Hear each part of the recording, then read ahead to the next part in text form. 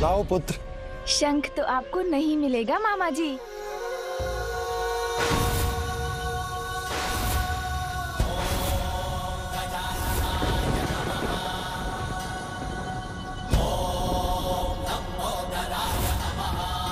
मेरा शंख। शंख तो गया मेरे उदर में।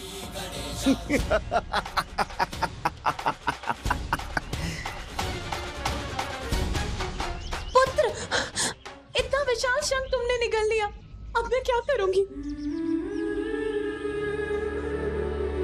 ऐसे तो इसकी श्वास बाधित होकर रुक जाएगी। अब मैं क्या करूं? माँ तो चिंतित हो उठी। आप अत्यधिक चिंता मत कीजिए माँ। देखिए, मुझे तो कुछ भी नहीं हुआ, मैं तो सकुशल हूँ। प्रतीत होता है कि इस मूर्ख बालक की मृत्यु तो स्वतः ही हो जाएगी। उसके लिए मुझे कुछ नहीं करना पड़ेगा। क्यों मामा जी, अब आप क्या करेंगे? आपका शंख तो मेरे उदर में है। इस बालक को तो कुछ नहीं हुआ। प्रतीत होता है मेरा शंख ही संकट में पड़ गया है। भ्राता, एक बालक के साथ आप भी बालक बन गए। क्रीड़ा ही तो कर रहा था, दे देता आपका शंख। अब देखिए उसने क्या कर लिया। अब हम क्या करेंगे? मैं इसकी पृष्ठ पर वार करता हूँ। क्या? एक शंख के लिए आप मेरे पुत्र पर प्रहार करेंगे? नहीं नहीं देवी, प्रहार नहीं, मैं वो। माता यदि बालक खास दे तो कदाचित शंख बाहर निकल आएगा। हाँ, ये उचित है। पुत्र, तीर वेग से श्वास बाहर करो। बालक देखिए, ऐसे।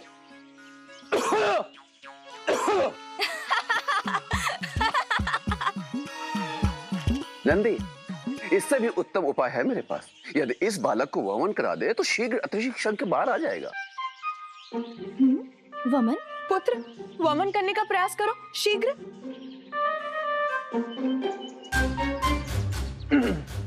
बालक देखिए, इस प्रकार।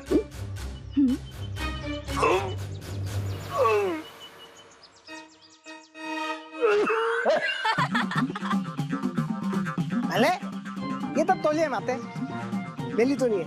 यदि हम बालक को उल्टा लगता दे तो तंत अपने आप बाल आ जाएगा। पुत्र, तुम इस शंख को अपने शरीर से बाहर निकाल दो, अन्यथा।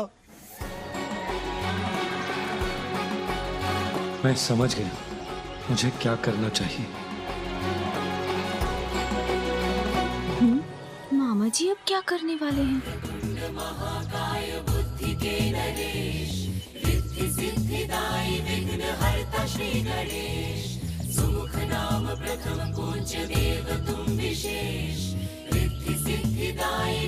ये क्या प्रभु?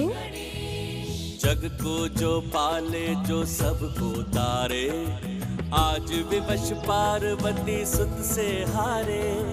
उठक बैठक सुमुख सम करते हरि, मुदित देव देवी गण देखे सभी।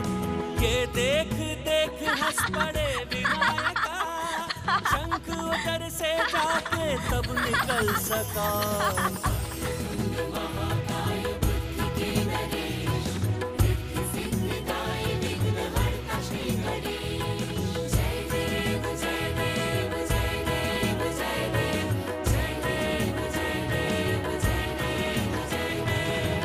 मेरा शंख। सब कुशल तो है, कोई अहित तो नहीं हुआ ना? नहीं ना।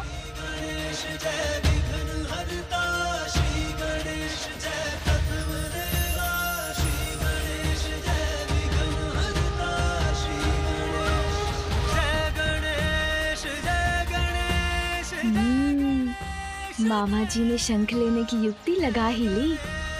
जिसके उदर में अमृत का भंडार हो उसका कोई अहित कैसे कर सकता है। माहेश्वरी व्यर्थ ही चिंता कर रही है। माहेश्वरी के पुत्र की लार तो अमृत है।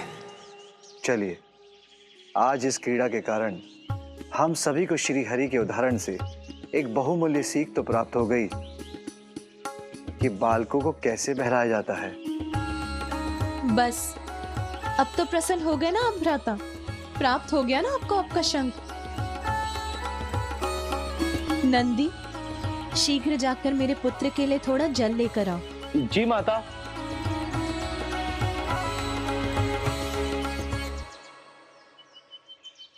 कितना आनंद आया ना मामा जी। मुझे तो आपका शंख बहुत भा गया। मैं फिर आपके पास आऊंगा ना तो पुनः उससे क्रीड़ा करूंगा।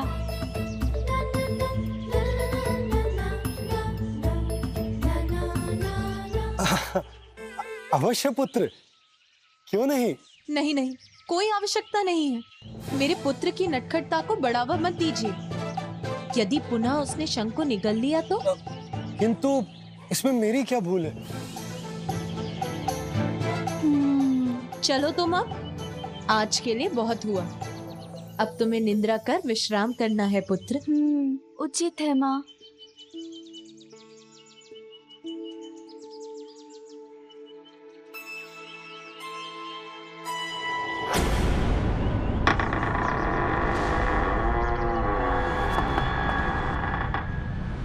बालक को मनाया जाता है, ये मानती हूँ मैं, किंतु भ्राता श्रीहरि तो अपने भांजे के साथ स्वयं ही बालक बन गए। शंख ही दे दिया उसे। माँ, वो इतने रंग बिरंगे वस्त्र क्यों है यहाँ?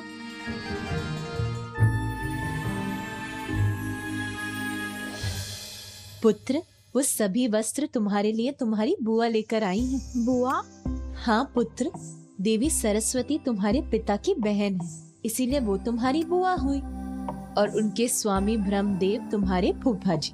माँ, अर्थात हमारे और भी संबंधी हैं? हाँ पुत्र, और भी संबंधी है हमारे। चलो अब सो जाओ।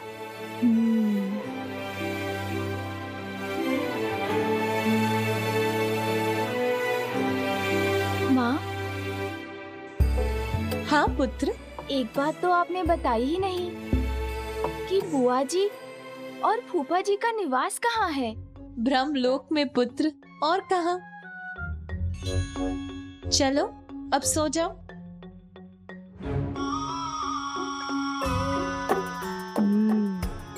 अच्छा, ब्रह्मलोक, वहाँ भी मुझे जाना ही होगा।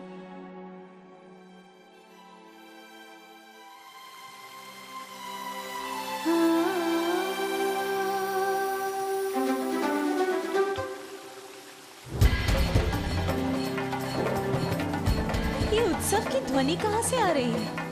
पार्वती, शीघ्र चलो। तुम्हारे माता पिता महाराज हिमावत और महारानी मैना आए हैं। वो यहाँ कैलाश आए हुए हैं। अब आ गई माँ।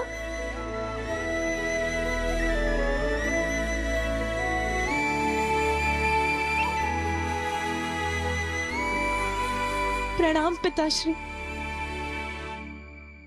मैं तो तुम्हें ही देखने आई हूँ पुत्री, और यहाँ आकर सब देख ही लिया। मैं कुछ नहीं बोलूंगी, किंतु दिखाई तो सब दे ही रहा है ना। जमाई जी तो अपने ध्यान में ही लीन रहते हैं, और सांसारिक कार्यों में कहाँ उन्हें आज तक कोई रुचि रही है। और यहाँ का सारा कार्यभार हमारी पुत्री पर ही तो आ पड़ा है। नहीं माँ।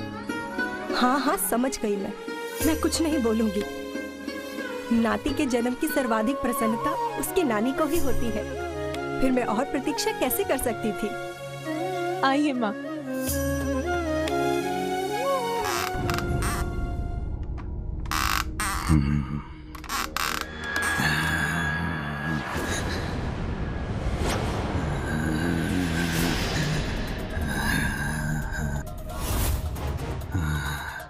अब उचित है। एकाकी है ये बालक, निद्रा मग्न है।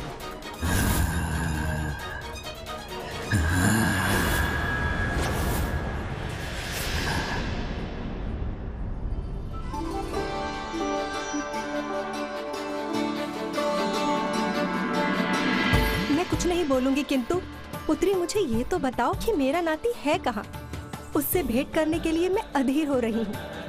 उसे तो बुलवाओ। हाँ पुत्री, तुम्हारी माँ अपने नाती से भेंट कर उसे भांति भांति प्रकार के उपहार देकर उसे बिगाड़ना चाहती है।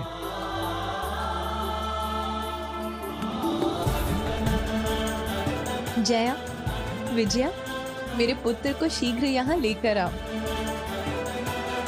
माँ, इतना कुछ लाने की क्या आवश्यकता थी? पुत्री, मैं अपने नाती से प्रथम भेंट करने वाली हूँ, तो उस पर अपनी स्नेह वर्षा करने का अधिकार तो है मुझे। मैं कुछ नहीं बोलूंगी, किंतु मैं चाहती हूँ कि मेरे नाती को वो सब कुछ प्राप्त हो जो एक राज परिवार के बालक को होना चाहिए। इसीलिए तो मैं उसके लिए ये सारे नवीन वस्त्र और अनेकों प्रकार के खिलौने लेकर आई हूँ। उसे आने तो दो। पुत्र उठो, देखो कोई तुम्हें देखने बहुत दूर से आया है। दिवस भर अपने नटखटपन से सबको सताने के बाद अब ऐसी निद्रा में मग्न हो। रुको, मैं उठाती हूँ तुम्हें।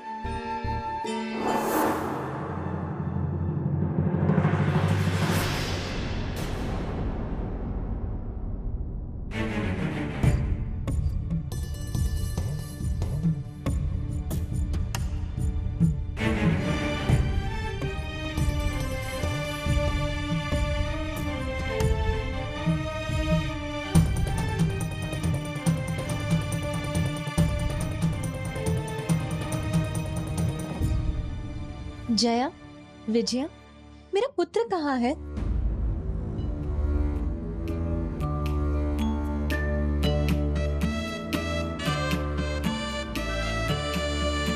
ओह, अभी वो अपने नाना नानी से परिचित नहीं है ना?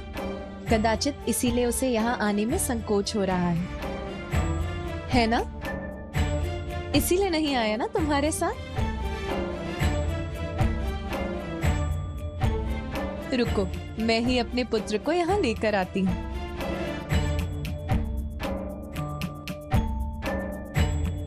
किंतु पार्वती,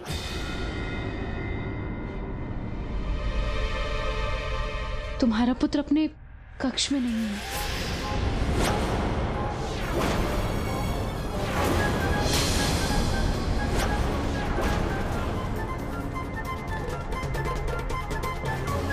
और हमने उसे संपूर्ण भवन में ढूंढ लिया, किंतु वो कहीं भी नहीं है।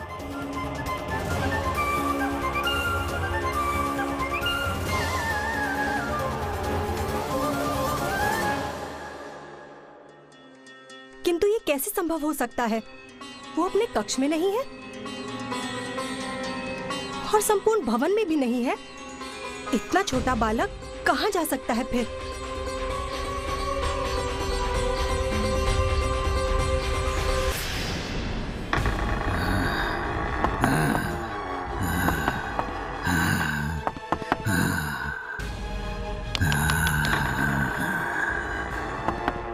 आश्चर्य, अकस्मात कहाँ चला गया ये बालक? यहीं देखता हूँ। पूर्व में भी वो यहीं भटक रहा था।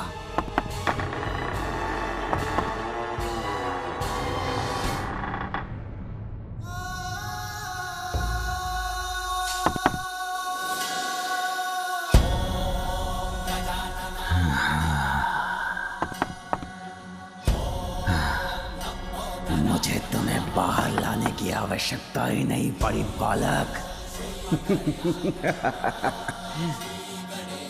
अरे वाह, ये तो स्वयं मेरे जाल में आ फंसा। टक टका टक टक। तुम तो स्वयं मृत्यु की ओर खींचे चले आए। आओ बालक आओ, और अपने कौल के हाथों में समा जाओ। टक टका टक टक। वज्रांतक के ये हाथ आतुर हैं तुम्हें मसल कर तुम्हारे प्राणों को हरने के लिए।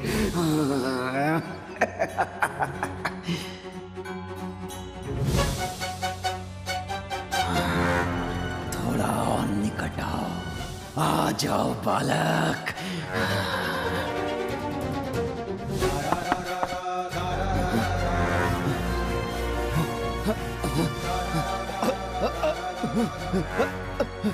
कैसा है ये अंधकार? अंधकार में तो डूबना था इस बालक के जीवन को। उस पर पड़नी थी मृत्यु की भयावह काली छाया, किंतु इस अंधकार ने तो मेरी ही दृष्टि बाधित कर दी।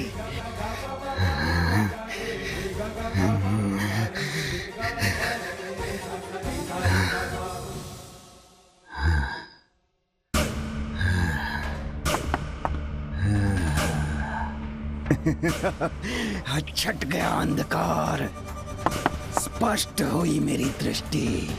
टक टका टक टक।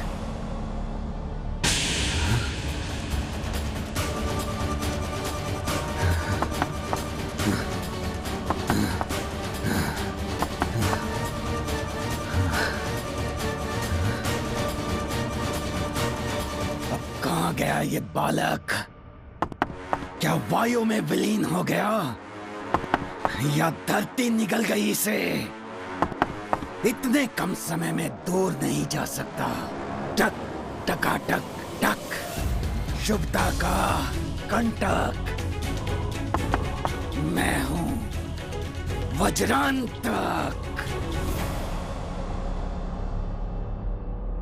ब्रह्मदेव, प्रतीत होता है कि आपकी बुद्धि आपका साथ छोड़ चुकी है। यदि मैं चाहूं तो इसी क्षण आप दोनों का अंत कर सकता हूं, ब्रह्मलोक को नष्ट कर सकता हूं। आज स्वयं सृष्टि के रचयिता को कौन सी चिंता सता रही है? आप इतने विचलित क्यों हैं स्वामी कि ध्यान से ही आपका मन भटक रहा है? आपका शांत मन तो सृष्टि को अस्थिर कर उसके लिए संकट उत्पन्न कर सकता है। आप सत्य कह रही हैं देवी, मेरा मन बहुत अशांत है, किंतु कुछ मत कहिए स्वामी, क्योंकि आपके अशांत मन को शांत करेंगे मेरी वीणा के स्वर।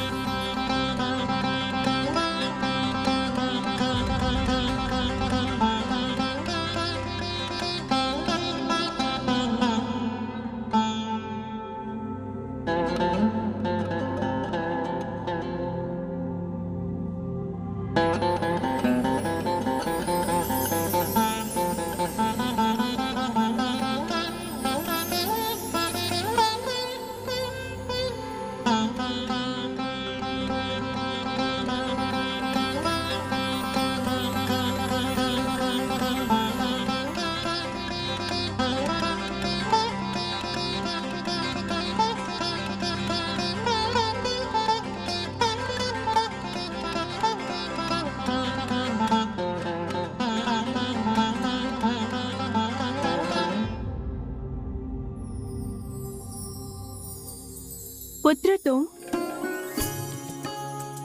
देखिए स्वामी, हमसे भेंट करने के लिए कौन आए हैं? स्वयं पार्वती नंदन। प्रणाम फूफा जी। कल्याण हो पुत्र। प्रणाम बुआ जी। कल्याण हो पुत्र। बुआ जी, कितने मधुर और कितने आनंददायक स्वर है आपकी वीणा के। क्या आप मुझे भी वीणा बजाना सिखा सकती है? अवश्य पुत्र।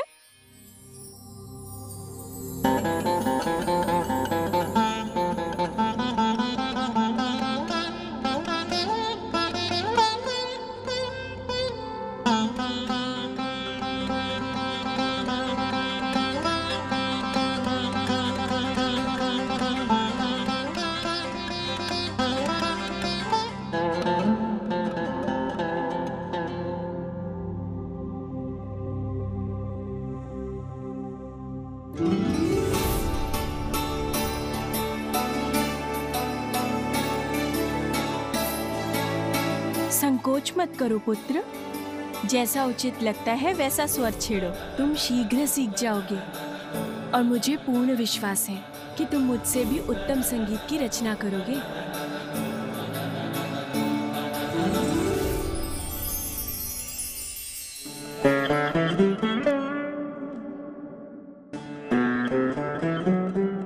कितना मधुर है इस वीणा का स्वर। मुझे तो बहुत आनंद आ रहा है।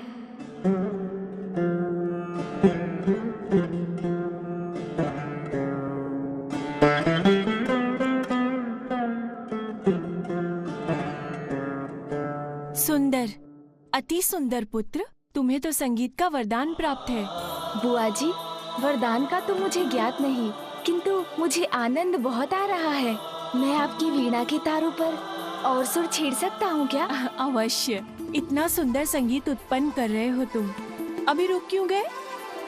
इसी प्रकार से बजाते रहो और आनंद आएगा तुम्हें। बजाओ।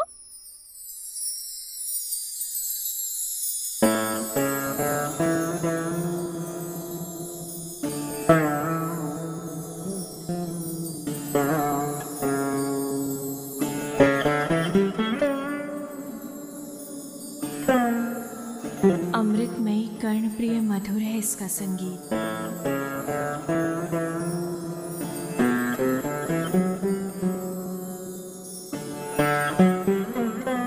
अद्भुत, असाधारण, अवश्य किसी दिव्य शक्ति का प्रतिरूप है ये बालक।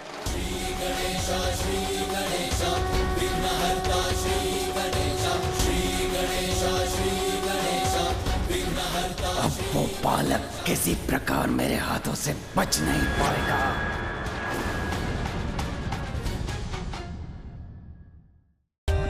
For more updates, subscribe to our channel, click the show links and enjoy watching the videos.